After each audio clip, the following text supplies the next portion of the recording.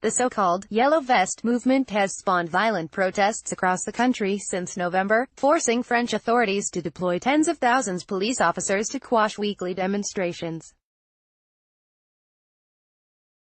The largely leaderless, grassroots citizens movement emerged in the face of a proposed fuel tax that would have pushed up the price of petrol, hitting many people in rural and suburban areas who depend on cars and have very little access to public transport.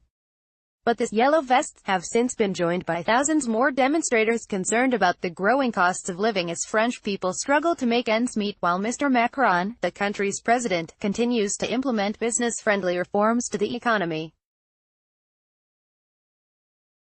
In a televised address to the nation, Mr. Macron announced a £13.4 billion package of concessions including a rise in the minimum wage in a bid to stave off perhaps the biggest crisis of his 18-month stint as leader. The movement, however, has since transformed into anti-government intent on displaying discontent in Mr. Macron's leadership. A shift to the hard left has seen elements and supporters of far-left leader Jean-Luc Mélenchon demanding citizens' initiative referendums, which means a national referendum would have to be held within a year if 700,000 signatures are gathered across the country.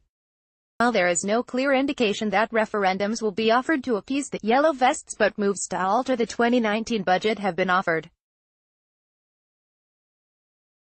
Emmanuel Macron's Yellow Vest revolt risks upsetting European Union in 2019. Image, Getty. This has left European Union bosses on edge after fresh plans to help increase the minimum wage meant the budget would run at a 3.2% deficit, instead of the 2.8% originally forecast.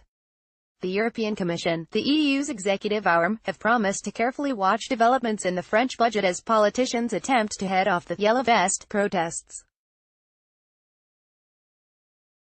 The bloc promised to closely monitor the impact of the announcements made by President Macron on the French deficit and any financing arrangements. Pierre Moscovici, the Economic Affairs Commissioner, added, "We are in constant contact with the French authorities. The bloc's strict fiscal rules state that Eurozone members' spending must not exceed a 3% deficit, a rule often flouted by France."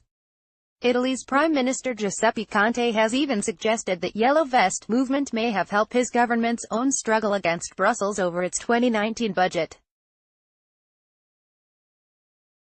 The Commission had threatened to fine Italy for its spending plans, which actually run at a lower deficit than Mr. Macron's new plans. The French protest movement could have weighed on Italy's truce with Brussels, even if that is difficult to quantify, Mr. Conte told Italian newspaper Corriere della Sera. The Italian Prime Minister explicitly mentioned the revolt of the Yellow Jackets in his deficit talks with Mr. Moscovici. The movement also threatens to cause waves during the 2019 European Parliament elections after the French Communist Party announced it plans to feature Yellow Jackets on its list of candidates.